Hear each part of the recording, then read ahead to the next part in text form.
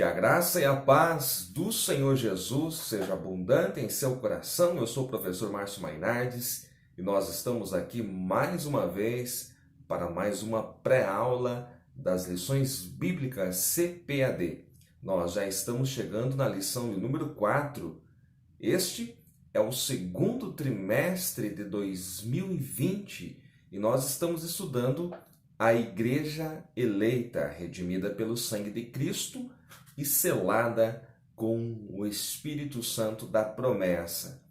Este é o momento em que nós estamos vivendo um período atípico, um período que nunca passamos antes, e muitos irmãos estão sem as aulas presenciais. Então é muito importante que você acompanhe a nossa pré-aula e também acompanhe a nossa aula ao vivo, que acontece aos domingos pela manhã, às 10h30, no nosso canal no Facebook. É muito importante que você participe conosco, que você não deixe de estudar durante este período de pandemia. Mas nós sabemos que em breve nós já estaremos novamente com as aulas presenciais em nossos tempos. Com certeza, Deus está no controle de toda a situação. A lição de número 4, a iluminação espiritual do crente. O nosso textuário está no capítulo 1 da Epístola aos Efésios, o versículo 17, que diz assim: para que o Deus de nosso Senhor Jesus Cristo, o Pai da Glória, vos dê em seu conhecimento o espírito de sabedoria e de revelação. E a verdade prática da nossa lição diz que a vocação do crente inclui a herança de preciosas riquezas conferidas aos eleitos pela grandeza do poder de Deus. E a leitura bíblica em classe está no capítulo 1 de Efésios, os versículos 15 ao 23. Se você está conhecendo agora o nosso canal, você seja muito bem-vindo, inscreva-se neste canal, deixe o seu comentário, deixe o seu joinha, fale de que cidade que você está nos acompanhando, de qual cidade do Brasil ou até mesmo fora do Brasil, deixe aí o seu comentário. E isto é de grande valia para nós, isto nos incentiva a cada semana estarmos aqui trazendo mais um vídeo de pré-aula para você. Nesta lição, eu escolhi analisar, se bem que rapidamente, o texto bíblico da nossa lição, que é os versículos 15 a 23 do capítulo 1 da carta de Paulo aos Efésios. Antes, porém, é importante que você note que na passagem anterior, ou seja, capítulo 1, versículos 3 ao 14, o apóstolo descreveu a extensão maravilhosa da obra eterna do Senhor. Agora, ele vem falar de seu louvor a Deus pela vida dos irmãos em Éfeso e também suplica ao Senhor que eles possam compreender os privilégios que têm em Cristo. Uma vez que na primeira parte, versículos 3 ao 14, ele trouxe os mistérios sobrenaturais e insondáveis, coisas que aconteceram até mesmo antes da fundação do mundo. Ele traz todo esse conhecimento aos irmãos efésios. Agora, ele espera que os irmãos tenham compreendido os privilégios que têm, a sua nova posição em Cristo e possam viver uma vida em conformidade com a posição que Cristo os colocou. Então vamos lá. Versículo de número 15. Pelo que, ouvindo eu também a fé. No primeiro momento, o apóstolo fala de fé, a fé que há entre vós no Senhor Jesus e o vosso amor. Então, algo que me chama a atenção aqui no versículo 15 é que fé e amor andam juntos. Interessante você notar que o primeiro amor dos irmãos de Éfeso tornou-se notório em todo o mundo. Até mesmo a igreja de Corinto foi impactada pelo verdadeiro amor, por este primeiro amor que a igreja de Éfeso viveu. Agora, Também é importante nós percebermos aqui que amor e fé não podem, em nenhuma circunstância, estar separados.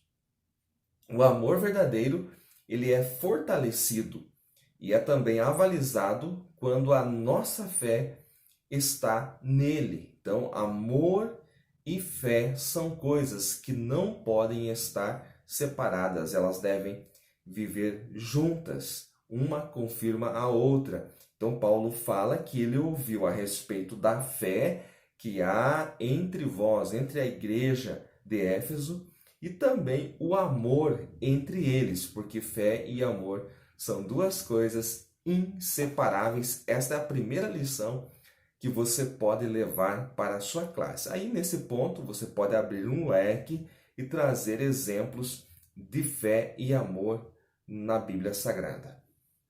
Muito bem, o versículo 16, ele diz assim: não cesso de dar graças a Deus por vós, lembrando-me de vós nas minhas orações.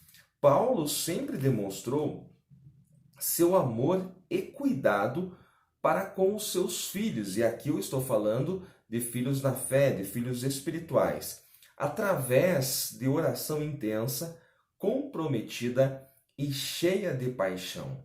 A maneira como Paulo fala que ele ora pelos seus filhos espirituais é uma maneira apaixonada, é uma maneira de quem tem uma verdadeira paixão pela obra. Então ele viajava, muitas vezes enfrentando naufrágios, muitas vezes enfrentando até mesmo os açoites, as perseguições.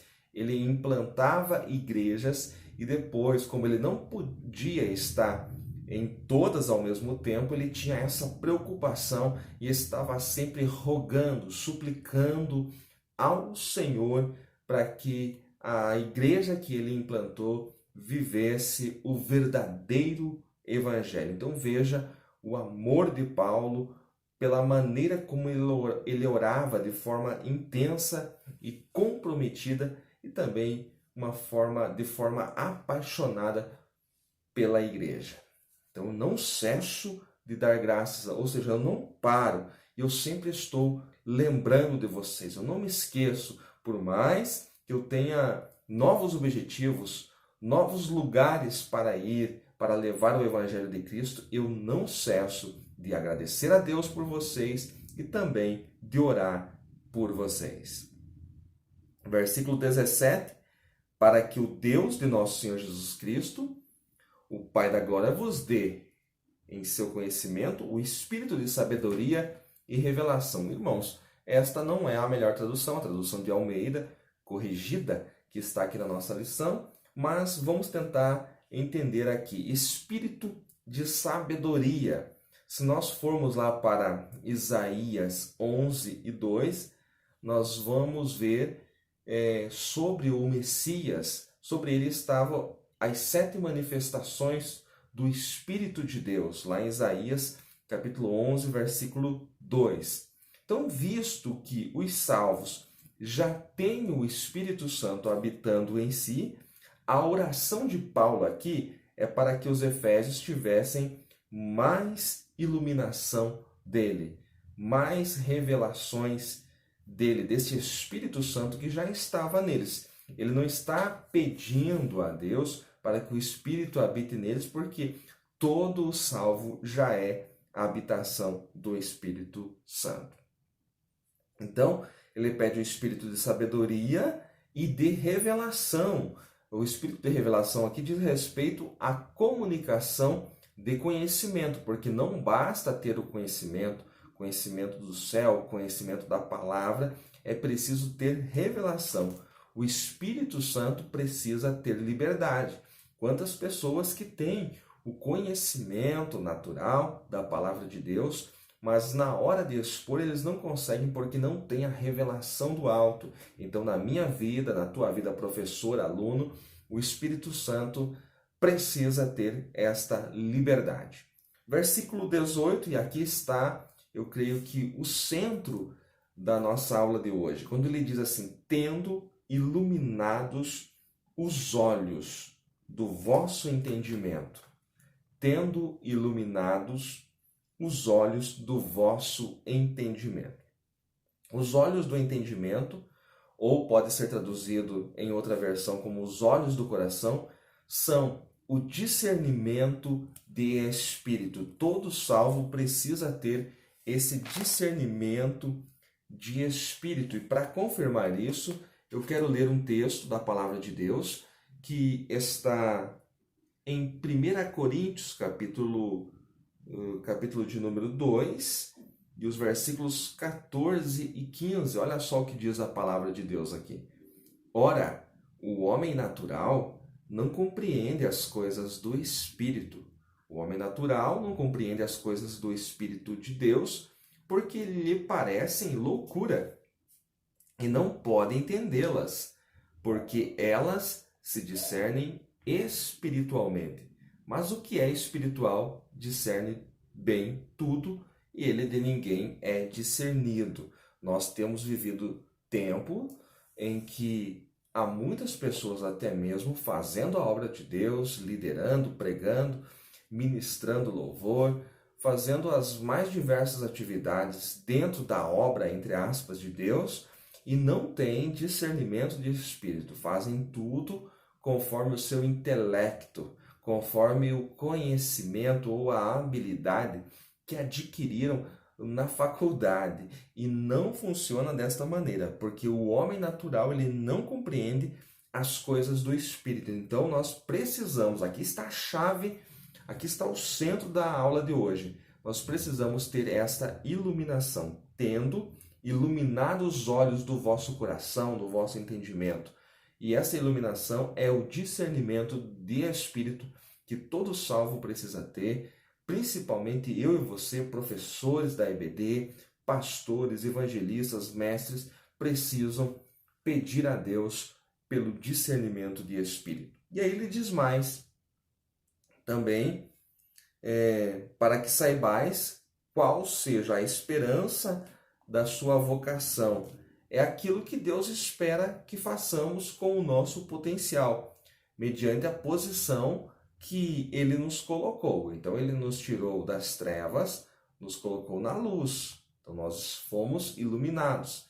Ele nos tirou do pecado e nos fez assentar entre os príncipes. Então, note que Ele não fala aqui da sua vocação, mas sim da esperança, qual seja a esperança da sua vocação. É aquilo que Ele espera que façamos com o nosso potencial, mediante a posição, a nova posição que Ele nos colocou. E esse versículo 18 também fala das riquezas da glória. Quais são essas riquezas da glória? Ora, o perdão, a redenção, a eleição, a glorificação e também a herança. O que seria a herança nos santos? O final do versículo 18. Ora, uma vez que agora nós somos filhos, nós não somos bastardos, nós não somos gentios. A todos quanto receberam, deu-lhes o poder, o direito de serem chamados filhos de Deus. E se nós somos filhos, nós herdamos tudo que é do Pai. Aqui você pode utilizar-se também do texto de Paulo aos Romanos, capítulo 8 e versículo 17. Os versículos 19 e 20. E qual a sobreexcelente grandeza do seu poder sobre nós, os que cremos segundo a operação da força do seu poder.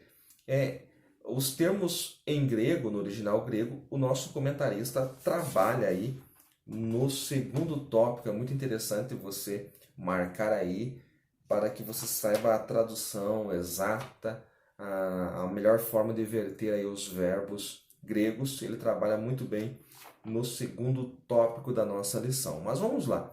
Os salvos precisam compreender o extraordinário poder, a grandeza, a magnitude de Deus. Isto foi manifestado em Cristo. Quando que isso foi manifestado em Cristo?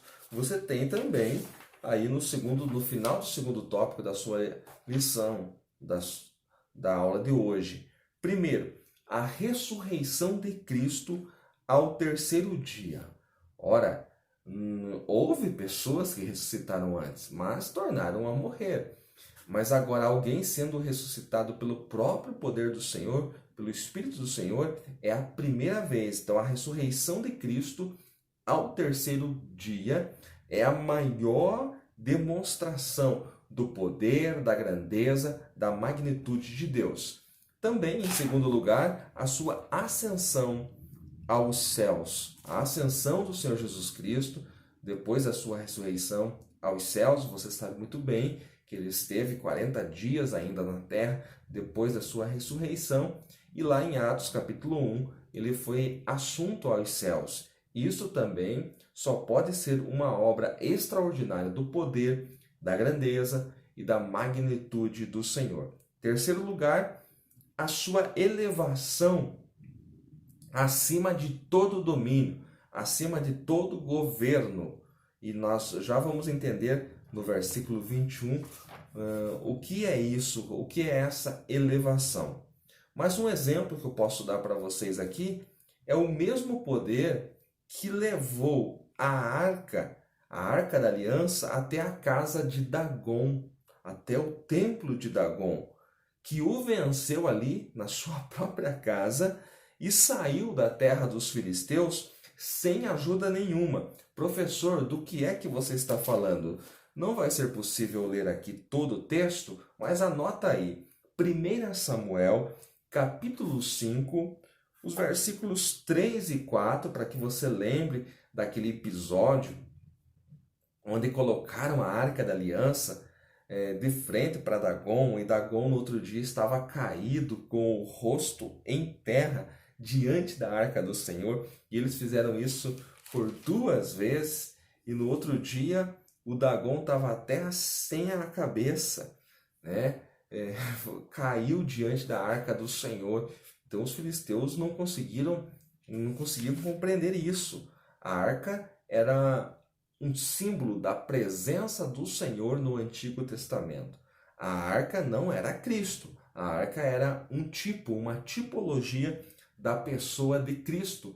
E em 1 Samuel 4 e 11, a arca da aliança é tomada e levada para a terra dos filisteus, colocada no templo do seu deus Dagon, que era metade homem, metade peixe, mas nem mesmo o falso deus Dagon consegue ficar inteiro diante de um tipo, de uma simbologia da presença do Senhor. Então Dagon é vencido na sua própria casa pela presença do Senhor. Veja o poder, veja a grandeza, veja a magnitude, veja o esplendor do Senhor.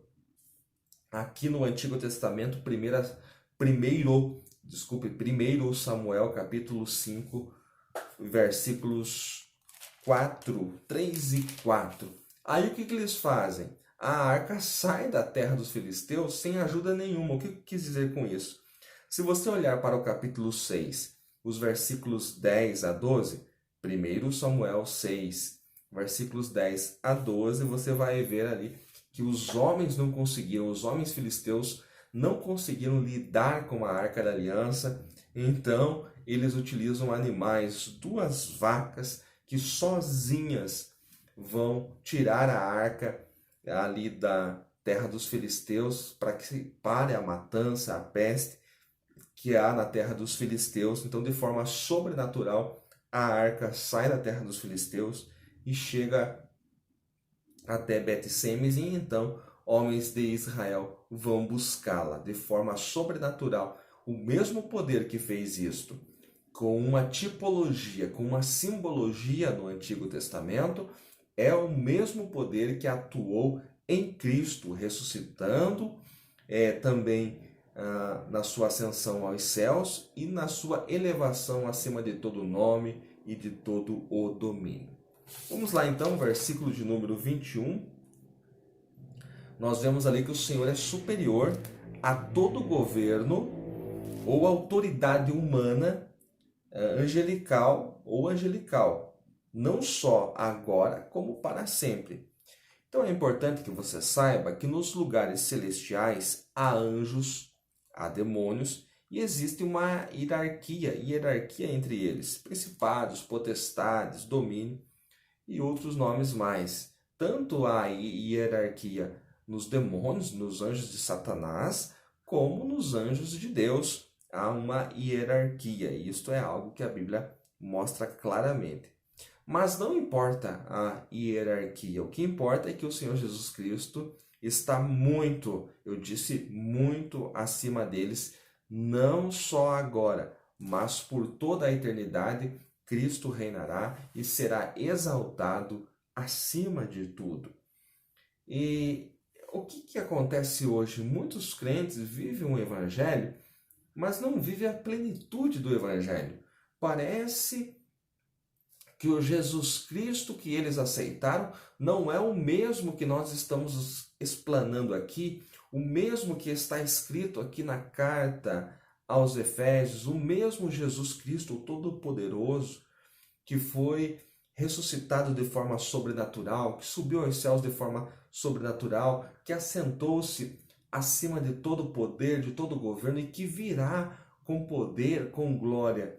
Muitos cristãos vivem um evangelho que parece ser fraquinho, um evangelho sofrido, e na verdade Jesus Cristo já venceu, portanto a igreja pode ser vencedora sim. Olha só no versículo 22.